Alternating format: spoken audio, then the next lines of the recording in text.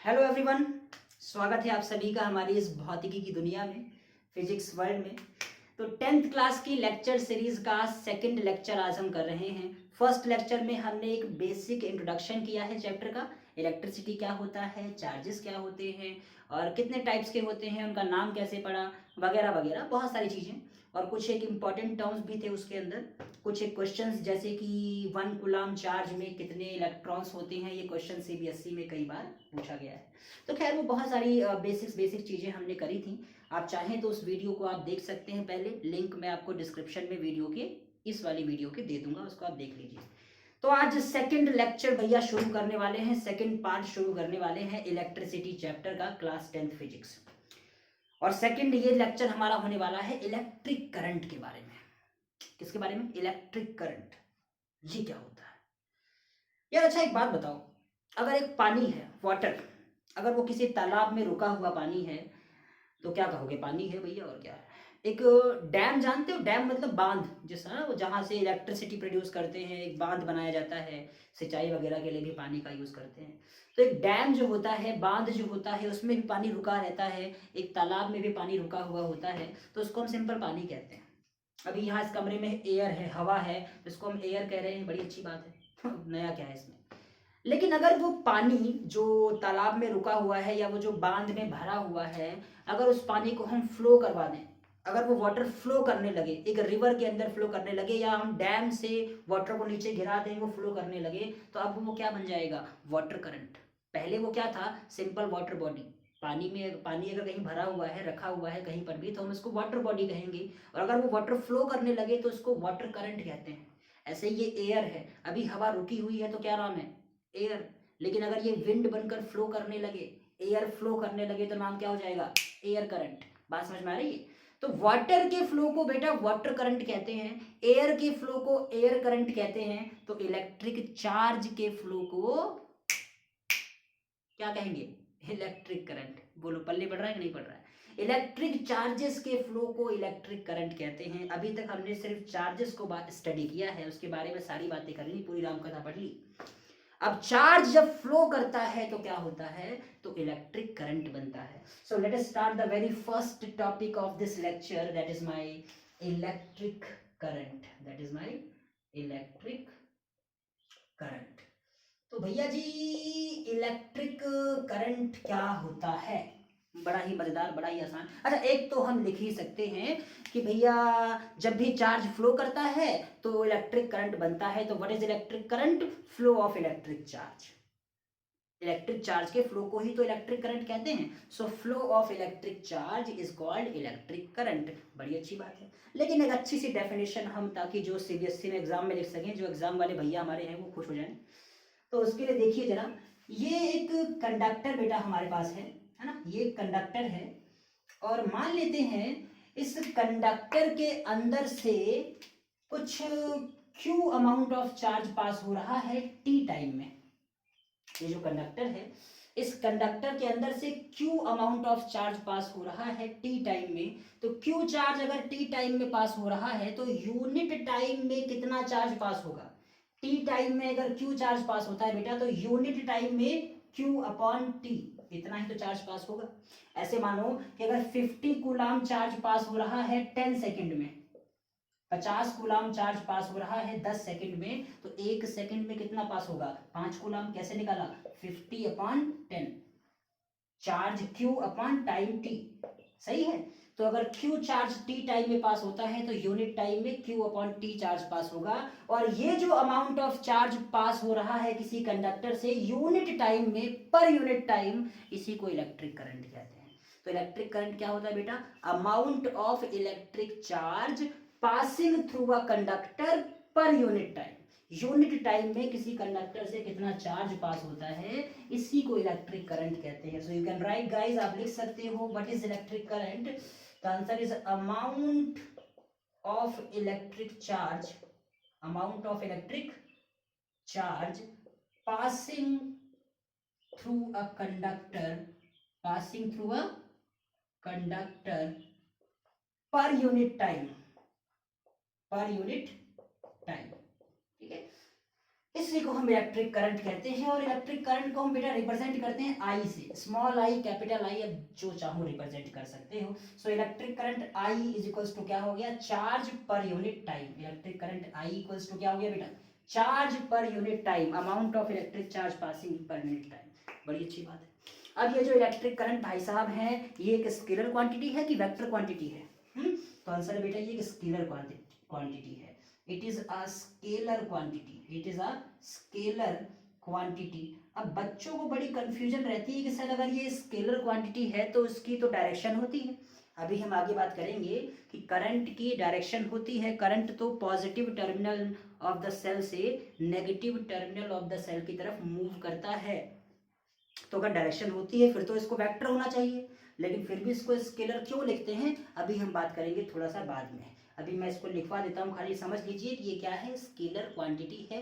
क्यों स्केलर है, अभी जब हम डायरेक्शन की बात करेंगे then I will make sure कि ये आपको समझ में आ जाए कि ये क्यों इसको स्केलर लिख रहे हैं हम, ठीक है। तो ये एक स्केलर क्वांटिटी है बेटा। दूसरी चीज इसकी एस आई यूनिट क्या होती है, एस आई यूनिट क्या होती है, चार्ज करंट की, सॉरी करंट की एस आई यूनिट क्या होती है, एम्पियर। एम्पियर क्या होती है, इसकी जो एस आई यूनिट होती है that is your ampere.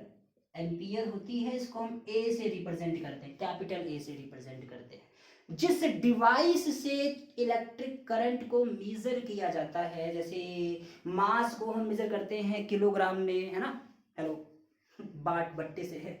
Length को हम मेजर करते हैं मीटर स्केल से, है ना, मीटर में मेजर करते हैं। तो हमारे जो इलेक्ट्रिक करंट भाई साहब है इसको हम किससे मेजर करते हैं, आंसर है एमीटर से। किससे, एमीटर से। तो जो डिवाइस इलेक्ट्रिक करंट को मेजर करने के लिए यूज की जाती है, device used to measure, device used to measure electric current, used to measure electric current कौन सी है, अमीटर। कौन सी है बेटा, अमीटर है। और इस अमीटर, अमीटर है, और इस अमीटर का सिंबल क्या होता है, ये इसका सिंबल होता है, एक तरफ पॉजिटिव एक तरफ नेगेटिव, तो ये सिंबल होता है अमीटर का। बड़ी अच्छी बात। तो ये हमारा इलेक्ट्रिक करंट हो गया। अच्छा जी, ठीक है। तो इलेक्ट्रिक करंट का फॉर्मूला क्या हुआ, I equals to Q upon T।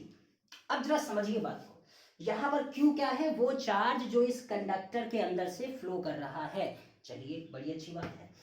अब ये बताइए किसी भी कंडक्टर से चार्ज का फ्लो किस फॉर्म में होता है। जैसे अगर हमने कहा कि इसके अंदर चार्ज फ्लो कर रहे हैं, ये कोई कंडक्टर है, इसमें चार्ज फ्लो कर रहा है, तो बेसिकली क्या फ्लो कर रहा है, इलेक्ट्रॉन्स ही तो फ्लो कर रहे हैं।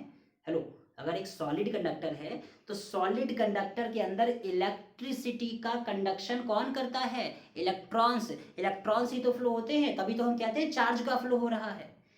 तो याद रखिए सॉलिड कंडक्टर्स के अंदर इलेक्ट्रिसिटी का फ्लो कौन करवाता है, इलेक्ट्रॉन्स करवाते हैं। तो अगर इलेक्ट्रॉन्स की वजह से ही चार्ज का फ्लो हो रहा है तो क्यों ना इस चार्ज Q को इलेक्ट्रॉन की टर्म्स में लिख दिया जाए। हाँ, ऐसा संभव है, yes of course it is possible. तो लिखें इन टर्म्स ऑफ इलेक्ट्रॉन क्या हो जाएगा, आ जाओ जरा यहाँ पे बेटा, in terms of electron, in terms of electron हम क्या लिख सकते हैं। तो सेम कॉन्सेप्ट हमारे पास है बेटा, फिर से हमारे पास वही कंडक्टर है, वही कंडक्टर हमारे पास है। और हम क्या कह रहे हैं कि मान लो इस कंडक्टर से टी टाइम में n इलेक्ट्रॉन्स पास हो रहे हैं, इस कंडक्टर से टी टाइम में n इलेक्ट्रॉन पास हो रहे हैं। एक ये इलेक्ट्रॉन देखो पास हो रहा है, एक ये इलेक्ट्रॉन पास हो रहा है, एक ये इलेक्ट्रॉन पास हो रहा है, समझ रहे हो, एक ये इलेक्ट्रॉन पास हो रहा है। ऐसे करते करते इस कंडक्टर के अंदर से n इलेक्ट्रॉन पास हो रहे हैं, कितने टाइम में, टी टाइम में। अब ये बताओ एक इलेक्ट्रॉन के ऊपर कितना चार्ज होता है, बोलो बोलो, एक इलेक्ट्रॉन पे कितना चार्ज होता है, माइनस का 1.6 इंटू 10⁻⁻19 कूलम, है ना। अच्छा, इस वैल्यू को हम क्या बोलते हैं बेटा, बेसिक यूनिट ऑफ चार्ज। याद करो मैंने लिखवाया था लास्ट क्लास में, मैंने बताया है कि इस वैल्यू को, यानी एक इलेक्ट्रॉन या एक प्रोटॉन पर जो चार्ज होता है इसको बेसिक यूनिट ऑफ चार्ज कहते हैं। तो ये है क्या, -e, यही तो है, यही तो है। मतलब एक इलेक्ट्रॉन पर माइनस का e चार्ज होता है, तो n इलेक्ट्रॉन्स पे कितना चार्ज होगा, n इंटू ई, माइनस का n e। बोलो आ रहा है कि नहीं आ रहा है, एक इलेक्ट्रॉन पे। अच्छा, सिर्फ अगर हम मैग्नीट्यूड की बात करें, हम जानते हैं इतना चार्ज इलेक्ट्रॉन पे माइनस होता है, इतना ही चार्ज प्रोटॉन पे प्लस का होता है, सही है। अगर हम सिर्फ मैग्नीट्यूड की बात करें, अगर हम साइन ना लें तो हम कह सकते हैं भैया एक इलेक्ट्रॉन पर ई चार्ज होता है। ई मतलब 1.6 10⁻⁻19 कूलम, इतना चार्ज होता है। वो हम जानते हैं कि इलेक्ट्रॉन पे नेगेटिव होता है, इसलिए हमने नेगेटिव नहीं लगाया है, हम सिर्फ मात्रा ले रहे हैं, मैग्नीट्यूड ले रहे हैं। तो एक इलेक्ट्रॉन पर अगर ई चार्ज होता है तो एन इलेक्ट्रॉन्स पे कितना चार्ज होगा, एन इंटू ई। बोलो आ रहा है कि नहीं आ रहा है, एन इंटू ई। इस कंडक्टर से एन इलेक्ट्रॉन पास कर रहे हैं टी टाइम में। एक इलेक्ट्रॉन पर ई चार्ज है तो एन इलेक्ट्रॉन्स पे एन इंटू ई, एन ई चार्ज होगा, मतलब एन ई चार्ज पास कर रहा है इस कंडक्टर से टी टाइम में। बोलो आ रहा है, एन इलेक्ट्रॉन पास कर रहे हैं, एक इलेक्ट्रॉन पे ई चार्ज तो एन इलेक्ट्रॉन्स पे एन ई चार्ज, इतना चार्ज क्या कर रहा है, पास हो रहा है टी टाइम में। तो चार्ज क्यू की जगह पर बेटा आप क्या लिख सकते हो, एन इंटू ई। तो अगेन आपका फॉर्मूला क्या बन जाएगा इलेक्ट्रिक करंट का, now we know electric current I is equals to Q divide by T. So I is equals to Q की जगह हम लिख सकते हैं N into E upon T. बोलो आ रहा है, N into E upon T. तो ये भी एक फॉर्मूला बन गया इलेक्ट्रिक करंट का। याद रखिए बेटा यहाँ पे एन क्या है, हाँ हेलो, ये एन क्या है बेटा, number of electrons passing through the conductor in time T. T time में कितने इलेक्ट्रॉन्स कंडक्टर के अंदर से पास हो रहे हैं, ये है एन। ध्यान रखिएगा एन क्या है बेटा, एन है आपका number of electrons passing in time T, passing in time T. T time में कितने इलेक्ट्रॉन्स पास हो रहे हैं, ये है एन। और ई क्या है यहाँ पे, ई ये छोटा सा ई है, ये ई क्या है, ई है आपका बेसिक यूनिट ऑफ चार्ज। ई क्या है बेटा, ई है बेसिक यूनिट ऑफ चार्ज, जिसकी वैल्यू कितनी होती है, जिसकी वैल्यू होती है 1.6 इंटू 10⁻⁻19 कूलम। बोलो आ रहा है, इस ये ई क्या है, बेसिक यूनिट ऑफ चार्ज, जिसकी वैल्यू कितनी होती है 1.6 मल्टीप्लाई 10⁻⁻19 कूलम। तो ये करंट का फॉर्मूला बन गया I is equals to N E upon T. अब जब भी हमारे क्वेश्चन में बोलेगा अमाउंट ऑफ चार्ज निकालो, अमाउंट ऑफ चार्ज की बात करेगा तो हम ये वाला फॉर्मूला यूज करेंगे क्यू निकालने के लिए। और अगर बोलेगा find number of electrons passing through the conductor, बताओ कंडक्टर के अंदर से कितने इलेक्ट्रॉन पास हो रहे हैं, या जहां कहीं भी नंबर ऑफ इलेक्ट्रॉन्स की बात आ जाए वहां पर हम ये वाला फॉर्मूला यूज करेंगे। बोलो आ रहा है, दोनों ही तरह के फॉर्मूले को हम कुछ एक एग्जांपल्स लेकर मैं आपको सिखा दूंगा कि कैसे हम इस वाले फॉर्मूले को यूज करते हैं, कैसे हम इस वाले फॉर्मूले को यूज करते हैं। चलो अच्छा एक दो क्वेश्चन ले ही लेते हैं, एक दो क्वेश्चन कर लेते हैं, उससे आपको पल्ले पड़ जाएगा कि कब ये यूज करना है, कब ये यूज करना है। मैं ज़्यादा तो नहीं कराऊंगा, लेकिन थोड़ी बहुत क्वेश्चन मैं आपको करवा दूंगा, ठीक है। हाँ, अगर आपको कोई डाउट होता है किसी क्वेश्चन में तो वो भैया हमसे पूछ सकते हो, ठीक है। कमेंट में आप पूछिए, नहीं तो व्हाट्सअप नंबर सबको पता है, व्हाट्सअप नंबर डालिए नीचे, तुम कमेंट में डालो, हम बताएंगे काहे बिल्ला रहे हो। कोई भी क्वेश्चन हो, ठीक है, हम करवाएंगे, आ जाइए।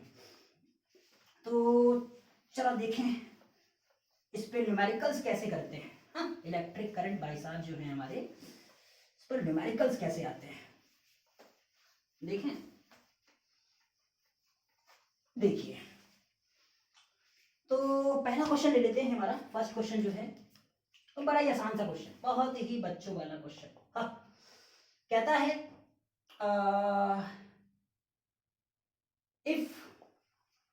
if 2 ampere current is passing through a conductor, is passing through a conductor, find amount of charge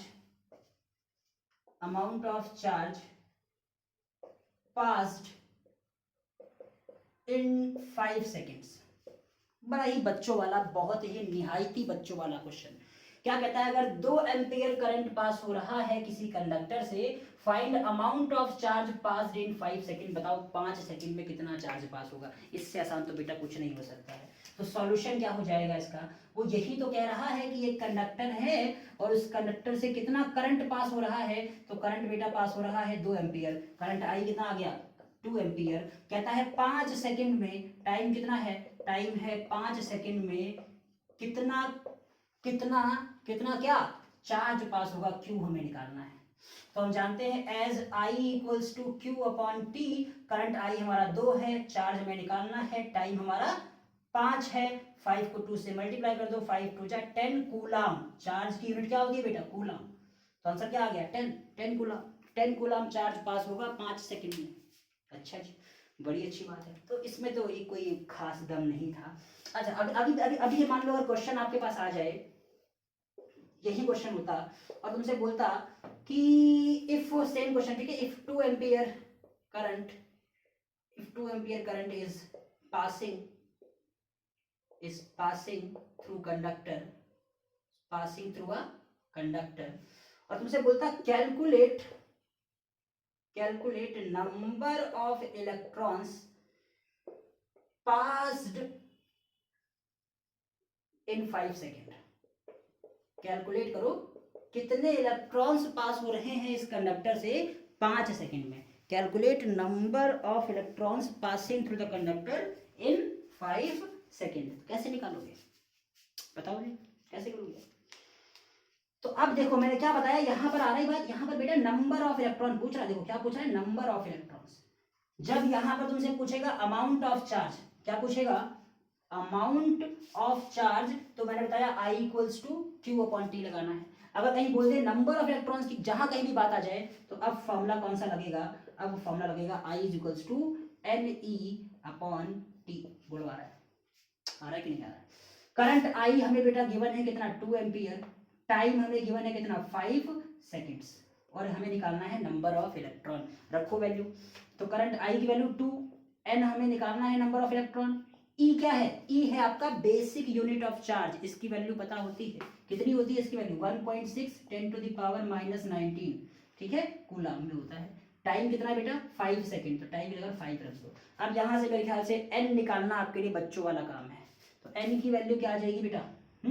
N की वैल्यू आपकी आ जाएगी 2 इंटू ये 5 डिवाइड में ऊपर आके मल्टीप्लाई में आ जाएगा, और ये 1.6 10 की पावर -19 ये इधर आके नीचे डिवाइड में। सही है? अच्छा, सभी को आता है? यहाँ से ये पॉइंट हटाया, यहाँ ये 0 बढ़ा दो, ठीक है, सही है ना? अब इसे सॉल्व करना मेरे ख्याल से बड़ा आसान है आप लोगों के लिए, फटाफट से सॉल्व कर लो। तो कितना आ जाएगा बेटा? 2 8 जा, ठीक है, 2 बन जा 2 और 2 8 जा 16। तो 50/8 और ये 10 की पावर माइनस का 19 ऊपर आके प्लस का 19 बन जाता है। तो क्या बचेगा? 50/8 और ये 10 की पावर -19 ऊपर आकर 10 की पावर प्लस का 19। तो कितना आ गया बेटा? डिवाइड करो फटाफट से। 8 6 जा 48, 2 बचा 20 हो गया, 8 2 जा 16, 4 बचा 40 हो गया, 8 5 जा 6.25, 10 की पावर कितना? 19। इतने इलेक्ट्रॉन्स पास होंगे।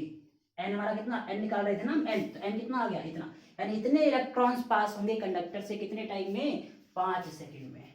बोलो आ रहा है? तो जहां कहीं भी अमाउंट ऑफ चार्ज की बात करें बेटा Q/T लगाइए, जहां कहीं भी नंबर ऑफ इलेक्ट्रॉन्स की बात करें ये वाला फॉर्मूला लगाइए। डोंट वरी, एक बार चैप्टर आपका खत्म हो जाएगा। चैप्टर खत्म होने के बाद हम एक न्यूमेरिकल्स की सीरीज स्टार्ट करेंगे, जिसमें बढ़िया बढ़िया अच्छे न्यूमेरिकल्स इलेक्ट्रिसिटी के हम आपके लिए लेकर आएंगे, और कुछ एक असाइनमेंट्स भी मैं अपलोड करूंगा। असाइनमेंट्स अगर आपको चाहिए तो उसके लिए फेसबुक पेज है हमारा, नीचे लिंक आपको डिस्क्रिप्शन में मिल जाएगा बेटा, उस फेसबुक पेज को आप लाइक कीजिए, इंस्टाग्राम पर फॉलो कर लीजिए। इन जगह पर आपको असाइनमेंट भी इसके मिल जाएंगे, जिसमें प्रीवियस ईयर के क्वेश्चंस भी होंगे विद सॉल्यूशन। क्लियर है? चलिए तो आगे बढ़े। तो that is all about electric current. ये बेसिक बातें हो गई। अभी हमने इलेक्ट्रिक करंट का भैया देखा यूनिट क्या होता है? एम्पियर। यूनिट क्या होता है इलेक्ट्रिक करंट का? एम्पियर होता है।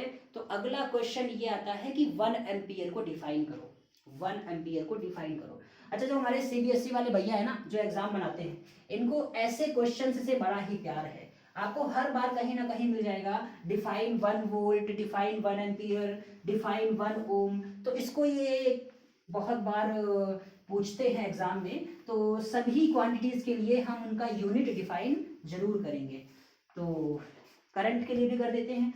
तो करंट के लिए हम क्या कर देते हैं बेटा? Define 1 ampere, define 1 ampere.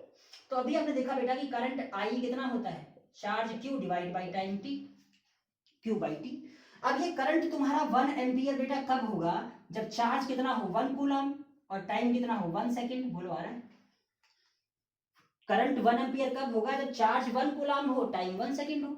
Simple. जब 1 कूलम चार्ज पास हो किसी कंडक्टर से 1 सेकंड में, तो हम कहेंगे उस कंडक्टर के अंदर कितना करंट है, 1 एम्पियर करंट है। बोलो आ रहा है? जब किसी कंडक्टर के अंदर से 1 कूलम चार्ज पास हो 1 सेकंड के अंदर, तो हम कहेंगे उस कंडक्टर में 1 एम्पियर करंट फ्लो हो रहा है। सो डिफाइन 1 एम्पियर आप कैसे डिफाइन कर दीजिएगा फटाफट से, एग्जाम में कैसे लिखेंगे आप कि the current is said to be 1 ampere. करंट को हम 1 एम्पियर कहेंगे इफ, कब कहेंगे, यदि if 1 coulomb charge passed through the conductor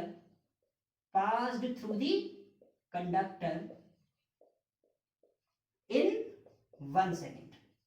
बोलो आ रहा है कि नहीं आ रहा है?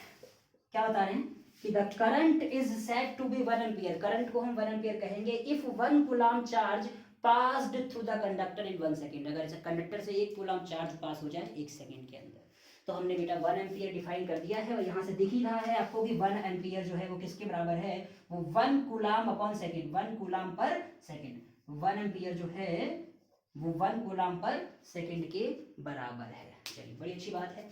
So that is all about electric current. अब बात करते हैं थोड़ा सा इसकी डायरेक्शंस के बारे में। जैसा कि मैंने कहा था डायरेक्शन को स्टडी करें कि इलेक्ट्रिक करंट की डायरेक्शन क्या होती है। आओ थोड़ा सा बातें करते हैं, इसका स्क्रीनशॉट ले लो फटाफट से। चलिए बड़ी अच्छी बात। तो डायरेक्शन ऑफ इलेक्ट्रिक करंट की क्या बातें हैं। डायरेक्शन ऑफ इलेक्ट्रिक करंट कैसे निकालते हैं, direction of electric current, direction of electric current. तो बेटा पहले तो हम आपको बता दें कि इलेक्ट्रिक करंट दो तरह के होते हैं। इलेक्ट्रिक करंट जो है आपका वो बेटा 2 तरह का होता है। कैसे, मैं समझाता हूँ। मान लो एक सिंपल सा मैं एक इलेक्ट्रिक सर्किट यहाँ पे बनाता हूँ। ये एक ऐसे मान लो कि एक बल्ब है, ठीक, और ये मैंने इधर से स्विच लगा दिया है ना, ये इस तरह से एक सेल लगा दी है। बड़ी अच्छी बात है। चलिए ये सेल का पॉजिटिव टर्मिनल, ये सेल का नेगेटिव टर्मिनल, सही है। अब मुझे बताइए जब मैंने इस स्विच को ऑन कर दिया है, स्विच को मैंने ऑन कर दिया है, इस सर्किट में इलेक्ट्रॉन्स कहाँ से कहाँ फ्लो करेंगे। तो आंसर है इलेक्ट्रॉन बेटा कहाँ होंगे, इस नेगेटिव प्लेट पे। ये जो नेगेटिव टर्मिनल है सेल का, इस नेगेटिव प्लेट पर ही तो इलेक्ट्रॉन्स होंगे। तो इलेक्ट्रॉन इस नेगेटिव प्लेट से कहाँ जाना चाहेंगे, पॉजिटिव की तरफ। इलेक्ट्रॉन पे नेगेटिव चार्ज है तो वो पॉजिटिव की तरफ अट्रैक्ट होगा। तो बेटा जो इलेक्ट्रॉन्स हैं, ये इलेक्ट्रॉन कहाँ जाएंगे, इस तरह से कहाँ जाएंगे, इस तरह से जाएंगे, इस तरह से जाएंगे, और इस तरह से इस पॉजिटिव प्लेट की तरफ आएंगे। तो जब ये इलेक्ट्रॉन फ्लो करेंगे इस सर्किट के अंदर, तो इससे बनेगा इलेक्ट्रॉनिक करंट। क्या बनेगा, इलेक्ट्रॉनिक करंट। इलेक्ट्रॉन्स के फ्लो की डायरेक्शन में जो करंट होता है उसको हम इलेक्ट्रॉनिक करंट कहते हैं। तो लिख लें इसको भैया, यहाँ पे लिख लें क्या कि इलेक्ट्रॉनिक करंट क्या होता है। सो यहाँ लिख देता हूँ मैं क्या, इलेक्ट्रॉनिक करंट। इलेक्ट्रॉनिक करंट तो क्या बता रहे हैं, क्या होता है बेटा ये इलेक्ट्रॉनिक करंट।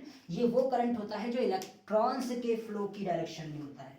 बात समझ में आ रही है, समझ रहे हो। It is in the direction of flow of negative charge, flow of electrons, electrons के फ्लो की डायरेक्शन में होता है। और ये कहां से कहां होगा, नेगेटिव टर्मिनल से पॉजिटिव टर्मिनल की तरफ। इलेक्ट्रॉन कहां से कहां जाएंगे, नेगेटिव से पॉजिटिव। तो इसकी डायरेक्शन क्या होगी, negative terminal to positive terminal of cell. तो सेल के नेगेटिव टर्मिनल से पॉजिटिव टर्मिनल की तरफ जाएंगे। ये हमारे होते हैं बेटा कौन से, ये हमारी होती है इलेक्ट्रॉनिक करंट। बड़ी अच्छी बात। अच्छा, दूसरा जो करंट हमारा होता है, सेकेंड टाइप का जो करंट हमारा होता है, ये होता है कन्वेंशनल करंट। अब समझो कन्वेंशनल करंट क्या होता है। अगर नेगेटिव चार्ज का फ्लो इस नेगेटिव से पॉजिटिव की तरफ हो रहा है, मतलब इस तरफ हो रहा है, तो पॉजिटिव चार्ज का फ्लो कहां से कहां हो रहा होगा, पॉजिटिव का फ्लो इस पॉजिटिव चार्ज से नेगेटिव की तरफ हो रहा होगा। बोलो हाँ कि ना। अगर नेगेटिव चार्ज यहां से यहां फ्लो कर रहा है तो पॉजिटिव भी तो फ्लो करेगा, और वो यहां से यहां करेगा। तो पॉजिटिव चार्ज के फ्लो की डायरेक्शन में जो करंट होता है उसे कन्वेंशनल करंट कहते हैं। क्या कहते हैं बेटा, कन्वेंशनल करंट कहते हैं। अब जरा याद रखिए एक चीज, यहाँ पे बड़ा कंफ्यूजिंग वाला है। तुम लोग कहोगे सर बड़ा कंफ्यूजिंग है। इलेक्ट्रॉन्स तो चलो फ्लो कर रहे हैं, जानते हैं भैया सर्किट में इलेक्ट्रॉन तो फ्लो करते हैं। तो नेगेटिव से पॉजिटिव कौन जा रहा है, इलेक्ट्रॉन जा रहे हैं। इन्हीं की वजह से करंट है, और वो कौन सा है, इलेक्ट्रॉनिक करंट। कहाँ से कहाँ होता है, नेगेटिव से पॉजिटिव। पॉजिटिव से नेगेटिव डायरेक्शन में कौन जा रहा है, प्रोटॉन जा रहे हैं क्या? पॉजिटिव से नेगेटिव कौन जा रहा है, कोई नहीं जा रहा बेटा। रियलिटी तो ये है, हकीकत तो ये है कि पॉजिटिव से नेगेटिव डायरेक्शन में कोई जा ही नहीं रहा, तो फिर हम इसकी बात ही क्यों कर रहे हैं बेटा। आओ देखें यहाँ पे, तो ये समझो कि मैंने कहा कि ये दो बॉडीज हैं, याद करो हम इन दो बॉडीज के, अच्छा शायद लास्ट क्लास में किया हो या ना किया हो, फिलहाल यहाँ देखिए, ये दो बॉडीज हैं, ये ए है बॉडी और ये बी है, ठीक। अभी दोनों पर नेट चार्ज जीरो है, इस पर भी नेट चार्ज जीरो, इस पर भी नेट चार्ज जीरो। एक इलेक्ट्रॉन अगर यहाँ से यहाँ आ जाए, एक इलेक्ट्रॉन इस बॉडी से अगर मैं इस बॉडी में ट्रांसफर करा दूं, तो इसमें एक इलेक्ट्रॉन कम हो जाएगा, नेगेटिव चार्ज कम हो जाएगा, पॉजिटिव चार्ज बढ़ जाएगा, तो इस पे +1 चार्ज आ जाएगा और इसके ऊपर -1 चार्ज आ जाएगा। अगर एक इलेक्ट्रॉन इसके ऊपर आ जाए तो जो बॉडी इलेक्ट्रॉन को एक्सेप्ट करती है, इस पे नेगेटिव चार्ज बढ़ जाता है, इस पे -1 चार्ज आ जाएगा, और जो बॉडी इलेक्ट्रॉन लूज करती है उस पर पॉजिटिव आता है। तो एक इलेक्ट्रॉन गया, इस पे +1, इस पे -1। एक और इलेक्ट्रॉन अगर जाएगा तो क्या होगा, इस पे +2 और इस पे -2। एक और इलेक्ट्रॉन आएगा तो इस पे +3, इस पे -3। अब क्या लग रहा है, हमें ये लग रहा है कि भैया इस बॉडी पर नेगेटिव चार्ज आ रहा है, कहाँ से, ए से हम लगातार नेगेटिव चार्ज इसमें डाल रहे हैं, तो ये है, ये क्या है, ये है फ्लो ऑफ नेगेटिव चार्ज। ये क्या है बेटा, ये है फ्लो ऑफ नेगेटिव चार्ज। तो नेगेटिव चार्ज ए से बी आ रहा है, ए से बी देखो -1, -2, -3। लेकिन जरा ए को देखो, ए को देखो क्या लग रहा है, +1, +2, +3। क्या देखने में ऐसा नहीं लग रहा कि इस पर भी कहीं से पॉजिटिव चार्ज आ रहा है, लग रहा है ना, हालांकि आ नहीं रहा बेटा, इसमें से इलेक्ट्रॉन कम हो रहे हैं इसलिए इसके ऊपर पॉजिटिव चार्ज आ रहा है, क्योंकि प्रोटॉन ज्यादा हो गए ना। पहले 10 इलेक्ट्रॉन थे, 10 प्रोटॉन थे, तो नेट चार्ज 0 था। एक इलेक्ट्रॉन चला गया तो प्रोटॉन तो 10 ही हैं, लेकिन इलेक्ट्रॉन कितने बचे, 9, तो एक प्रोटॉन एक्स्ट्रा हो गया तो +1 चार्ज आ गया। एक और इलेक्ट्रॉन निकल गया, इलेक्ट्रॉन बचे 8, अब 2 प्रोटॉन ज्यादा हो गए तो +2 चार्ज आ गया। तो इस पर चार्ज बढ़ रहा है, पॉजिटिव चार्ज, लेकिन वो कहीं से आ नहीं रहा। लेकिन देखने में क्या लगता है, देखने में तो यही लगता है ना कि इसके ऊपर पॉजिटिव चार्ज बी बॉडी से आ रहा है। क्या लग रहा है कि यहां से यहां नेगेटिव चार्ज का फ्लो हो रहा है और यहां से यहां पॉजिटिव चार्ज का फ्लो हो रहा है, ऐसा लग रहा है। हकीकत में ऐसा नहीं है, ये एक कन्वेंशन है। क्या है, कन्वेंशन। कन्वेंशन मतलब रियलिटी नहीं है, हकीकत नहीं है, बस हमने मान लिया है कि नेगेटिव का फ्लो यहाँ, तो इसका उल्टा क्या होगा, पॉजिटिव का फ्लो, क्योंकि ऐसा हमें दिखाई देता है, इसलिए नाम क्या पड़ा, कन्वेंशनल करंट। कन्वेंशन मतलब रियलिटी नहीं है बेटा वो, बट एक एक्सेप्शन, एजम्पशन है एक, कि नेगेटिव का फ्लो अगर यहाँ से यहाँ हो रहा है तो पॉजिटिव चार्ज का फ्लो कहाँ से होगा, इस पॉजिटिव टर्मिनल से नेगेटिव टर्मिनल की तरफ, और उस पॉजिटिव चार्ज के फ्लो की डायरेक्शन में जो करंट होगा उसे कन्वेंशनल करंट कहेंगे। नाम देखो क्या है, कन्वेंशनल, मतलब रियलिटी नहीं है, रियलिटी नहीं है, लेकिन फिर भी हम इसको पढ़ते हैं, तो ये क्या नाम है, कन्वेंशनल, कन्वेंशनल करंट। क्यों पढ़ते हैं, क्योंकि हमें ऐसा दिखाई देता है, हमें ऐसा लगता है कि अगर इस पर नेगेटिव आ रहा है तो इस पर पॉजिटिव आ रहा है, ऐसा हमें लगता है देखने में, तो ये कन्वेंशनल करंट होता है। कन्वेंशनल करंट कौन सा करंट होता है बेटा, ये वो करंट होता है जो पॉजिटिव चार्ज के फ्लो की डायरेक्शन में हो। तो पॉजिटिव चार्ज मान लो यहां से, इस पॉजिटिव टर्मिनल से कहां जा रहा है, नेगेटिव की तरफ। कहां जा रहा है, नेगेटिव की तरफ जा रहा है, सही है, पॉजिटिव से नेगेटिव की तरफ। तो ये होता है हमारा कन्वेंशनल करंट।